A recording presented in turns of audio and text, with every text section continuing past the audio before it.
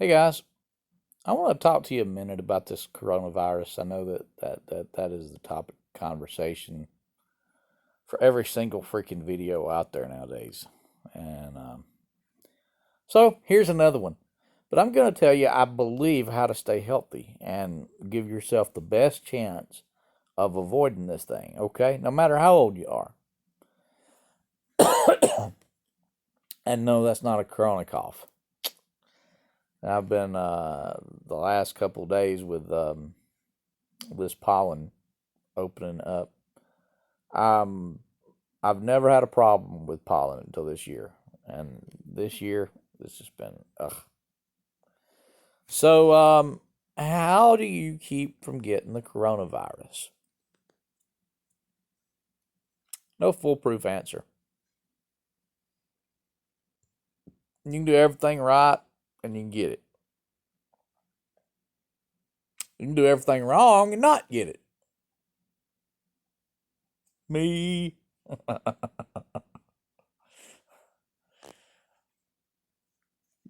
But we need to use common sense. I've been doing things wrong, even on purpose. But I've also been using a little common sense. And but I think one of the secrets of why I have never gotten it is what I'm going to share with you guys. What is so important in making sure that you don't get this thing is to stop giving it your attention. Turn off the news. In between songs, turn off the radio. I'm asking you to do something that you're not going to be comfortable with. I'm asking you to become oblivious to this thing.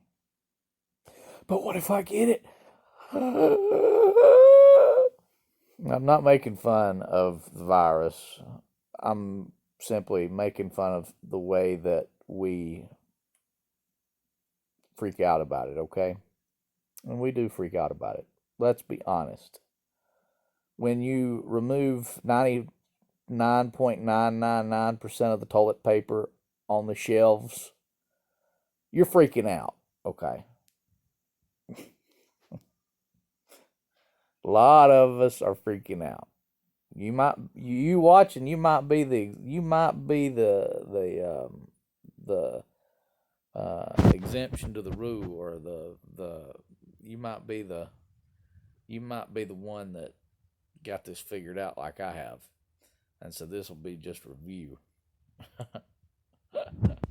But we live in a world of 24/7 news and information. And whether it is, doesn't really matter what, if it's CNN, if it's Fox, if it's MNCBS,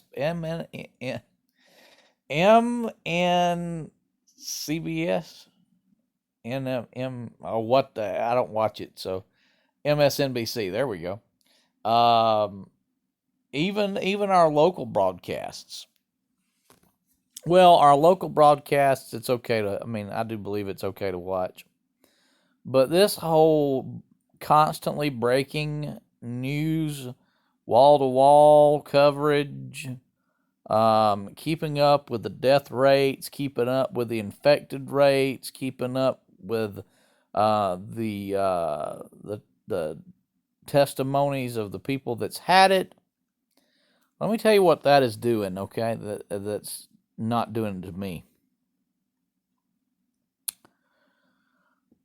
You are depriving yourself of your best immune system by watching the TV, by listening to the radio constantly, by worrying about it, You're actually physically depriving your best defense against this thing.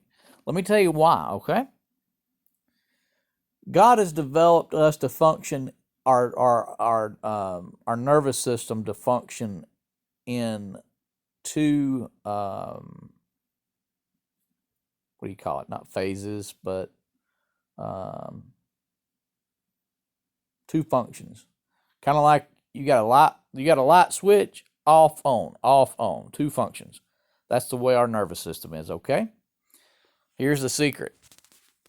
We are supposed to be in the off position. We are supposed to be in the off position. What is that? What is that? Those two things called? It's called the sympathetic nervous system and the parasympathetic nervous system.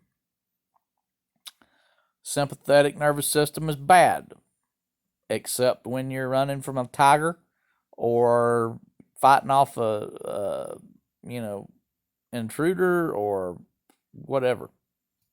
Parasympathetic nervous system is good. That's where we're supposed to be, y'all. That's where God made us to be. That is where God made us to be. He wants us to rest.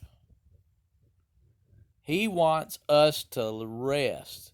He wants us to let him have it. He's like, let me worry about you. Let me worry about when I'm going to call you home. Because there's divine will and there's allowing will, and sometimes God will allow somebody to come home that we consider it too early. But most of the time, when he's ready for you, he's gonna call you, and they ain't nothing gonna do you in until he's ready for you. You might sit in a hospital. You might be like Trace Atkins, got shot 27 times or something like that by his ex-wife. Lived to tell about it. We need to trust more in the good Lord for our safety. Now that doesn't mean there we go.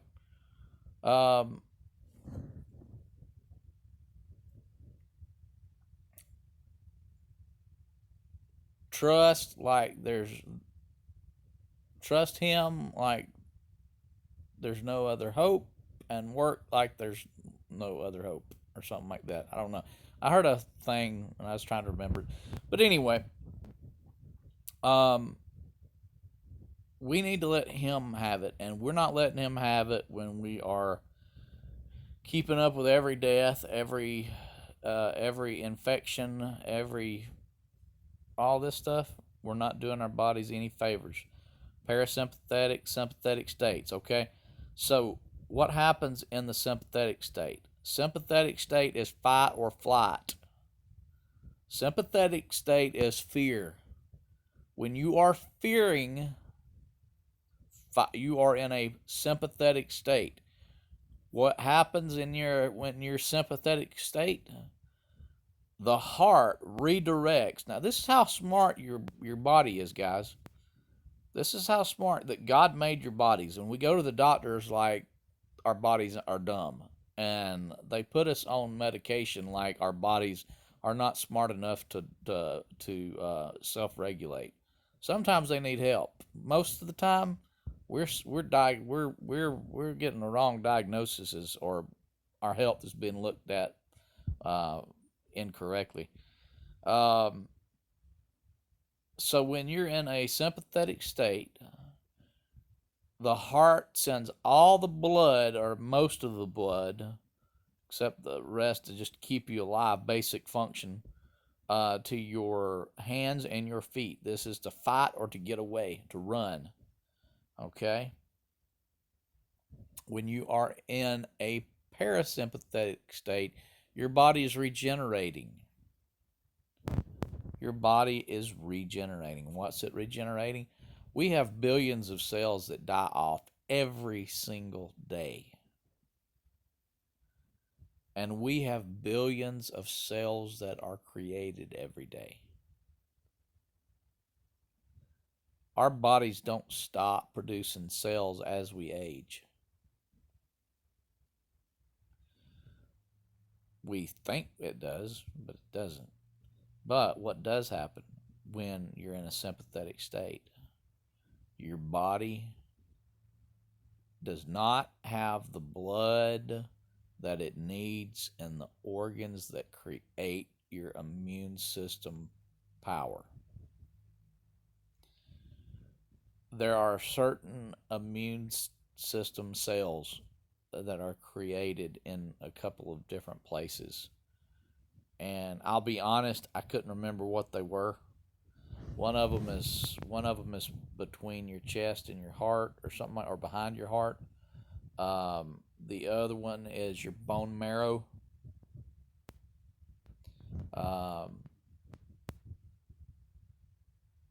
And when you are in when you're in a sympathetic state, neither one of these get blood, and therefore they do not reproduce the cells that they were supposed to be producing.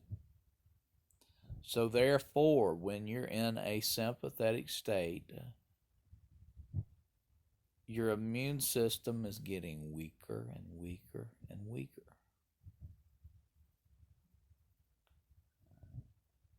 Conversely, when you're in a parasympathetic state, or a state of rest and digest, when you're in a state of rest, your body regenerates all these cells that are needed for immune system function. That's the secret. You see, I might be keeping up with things here and there, but I'm not afraid. People say, well, you could die. I could get hit by a train tomorrow. I could step out in the middle of the street and the bus hit me. I mean, I ain't gonna jump out in front of it or nothing like that, but accidents happen. If you think about what can take you out, you're going to be in a You're going to be in a sympathetic state. You're going to be in a state of fear. And what does that do? It lowers your immune system because it deprives your body of everything that you need to replenish your immune system. So, what are these stressors other than the TV? There's three types of stressors, okay, on the body. Emotional stressors, mechanical stressors, and chemical stressors. 3 stressors, okay? Physical stressors would be trauma to the body. Physical stressors would be not eating right, not exercising, sedentariness, not having your back properly aligned. Chiropractors have got it going on, guys. I'm going to tell you. This is how I know. When all these organs that produce the immune system boosting cells are run off of the nervous system. They are run off of the brain, down the spine, out the nerve to the organ. If our back is out of whack, especially in particular areas, what happens? That signal gets kinked. What happens when the signal gets kinked? The organ is not receiving the information from the brain. Let me ask you this. Have you ever been working in the middle of an important project? All of a sudden, your cell signal drops off, or you lose your Wi-Fi signal. Most people's got always on internet. But let's just say meteor happens and Verizon wireless internet connection goes down. Now, you're on an important business call. You drop that call, you lose money, you lose resources. Or maybe you're trying to fire off an email to your boss, and your boss is like, "I didn't get that email." Well, I didn't have this. I didn't have any signal. Well, I didn't get it. I'm sorry. I'm gonna have to let you go. There's a lot of repercussions when you don't have signal. Same way with the organ. It cannot function properly without the signal from the brain. Your body cannot function without this. This thing right here is amazing. This thing right here is not just not just something to hold your face up. What is in here runs your entire body. That is your core. All right. So, not eating right, the nerve. I mean, your back being out of whack. That's a physical stressor. Trauma to the body is a physical stressor. Inflammation is a physical stressor. Then you go into emotional stressors. Emotional stressors. Fear, fear, fear, fear, fear, fear, which is the sympathetic state, puts us in a sympathetic state. Fear. Guys, we got to stop fearing.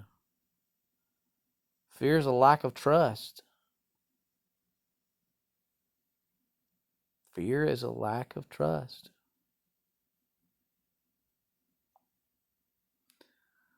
But other than fear, some emotional stressors are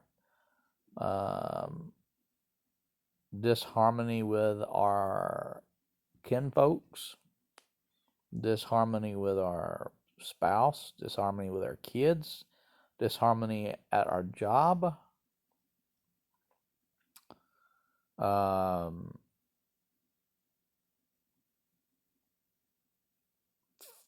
that stress from fearing that you're not going to have. But again, it's all fear. Fear and unforgiveness. That's a big one. You need to do an inventory, and you need to ask the Lord if there's any areas of unforgiveness in your life. That's another paramount thing that you need to do. That's paramount. The reason being, when you have unforgiveness in your heart, you're automatically in dis-ease. You're automatically in dis-ease. Another word for that is a sympathetic state. You're not at ease. You're in fight or flight mode when you're in the sympathetic state. When you're in a parasympathetic state, you're at peace. You're at rest. If you're holding a grudge, you're in a parasympathetic state because you're seething underneath. You haven't let it go. You haven't forgiven. You're angry. Toxic emotions. Toxic emotions is an emotional stressor. All of them are. All toxic emotions are emotional stressors. So whether that be unforgiveness toward yourself for something that you've done, not done, any combination of the two, or somebody has hurt you, you need to let that go, because again, you're just putting yourself in that sympathetic state and you can't regenerate your immune system. And your immune system without regeneration is just cells are dying off, and not regenerating. Another example of a physical stressor would be like radiation therapy. Again, keeps you in that it keeps you in that sympathetic state. Thus, your body it can't regenerate because it's not getting the blood, because the heart is pumping all the blood to the hands and the feet.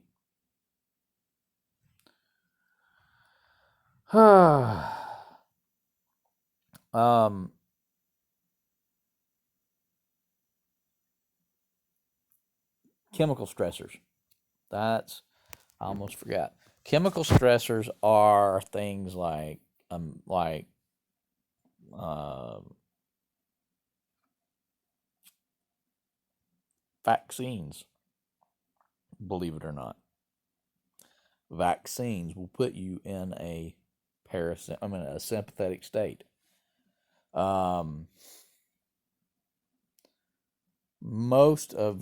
Unfortunately, most of your drugs, most of your pharmaceutical drugs are chemical or chemical stressors on your body. Your body is not designed for unnatural chemicals. Your body is designed for things that God made. God don't make the chemicals. Man makes the chemicals.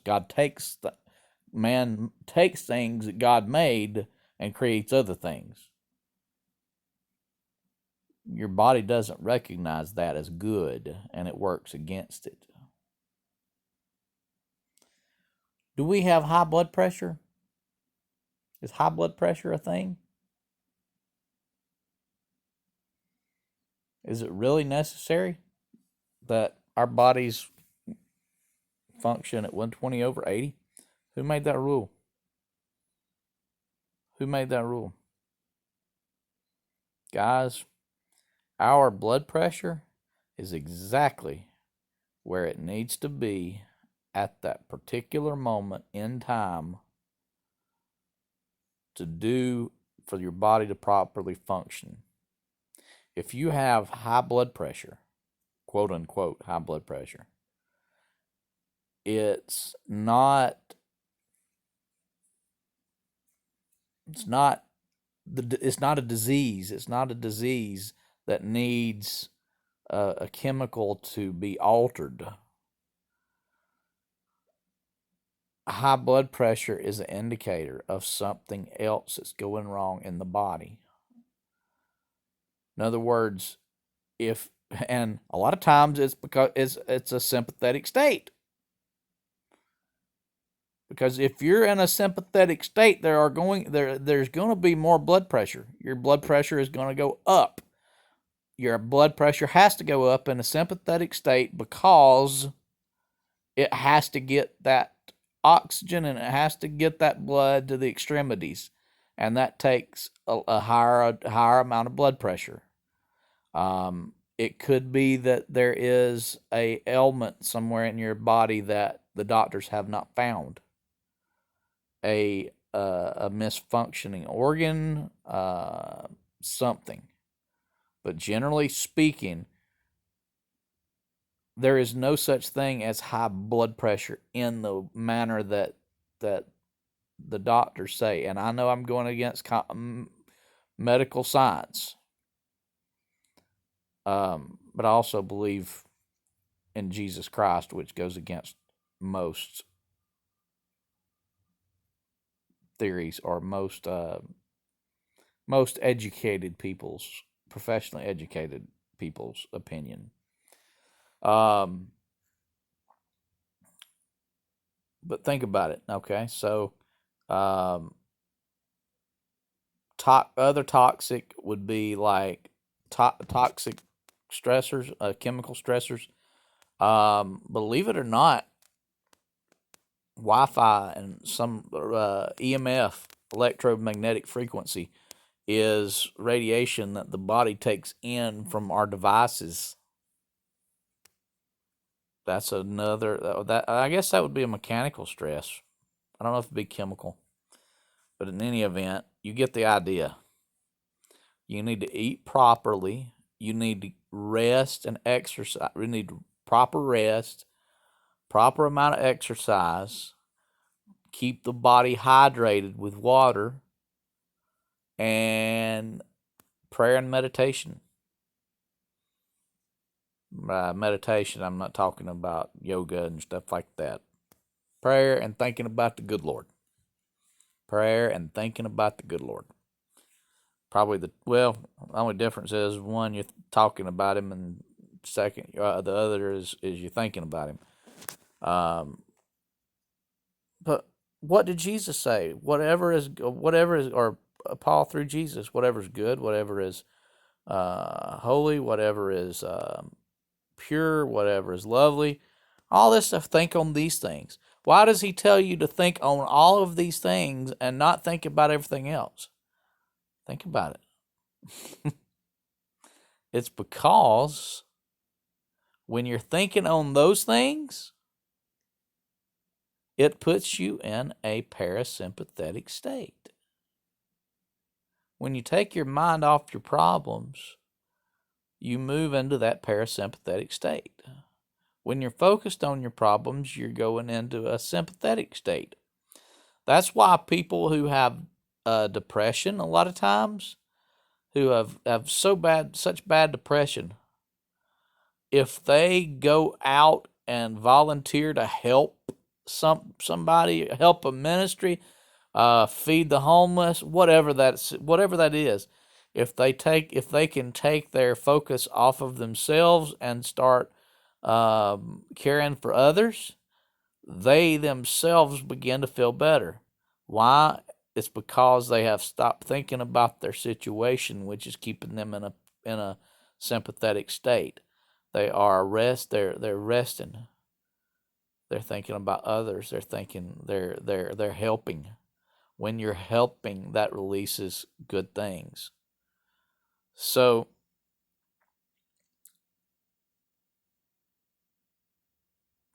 I'm not afraid of this virus. There is no iota of fear in my body about catching the coronavirus. I don't care. If I got it, my body knows how to deal with it. Your body's immune system is so amazing that it doesn't matter if it's morphed or anything like that. The immune system, it can handle it. We freak out when when we get a fever, when we get a cold or whatever, and we try to get some kind of over-the-counter medication to clear our sinuses and all that stuff. Again, chemical stressors right there. But another stress that we can put on our body is trying to override it. God made fever. Fever is a godly thing. Fever is the immune system working properly. Fever is the immune system working properly. Fever is when the body has identified an invader of some kind and is working as within parameters to destroy what is it's deemed to be a threat. That makes us feel yucky. That makes us feel bad. That makes us that scares us because we've been taught that fever's bad. Fever's good, guys. Go with it. Fever's good. People, well, what if I get brain damage? My baby, what if they get brain damage from a fever? My loves, look, do yourself a favor and Google. At what point, at what degree does a fever start causing brain damage?